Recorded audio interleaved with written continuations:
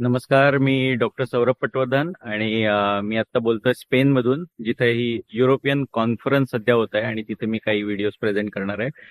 पण या व्हिडिओमध्ये मी थोडक्यात सांगणार आहे की ज्यावेळी मी या कॉन्फरन्समध्ये येतो आणि माझे बरेच मित्र बाहेरच्या देशात आहेत जे खूप चांगले नेत्रतज्ञ आहेत, स्पेशालिस्ट आहेत, आणि त्यांना ज्यावेळी मी सांगतो की आमच्या भागामध्ये किंवा आमच्या देशात असे प्रकार होतात की ज्याच्यामध्ये डॉल्बी सिस्टीमचा वापर होतो, तसंच त्याबरोबर लेझर्सचा वापर होतो, ते सुद्धा मिरवणुकीमध्ये, आपल्या गणपती उत्सवामध्ये सुद्धा, इतर उत्सवात सुद्धा.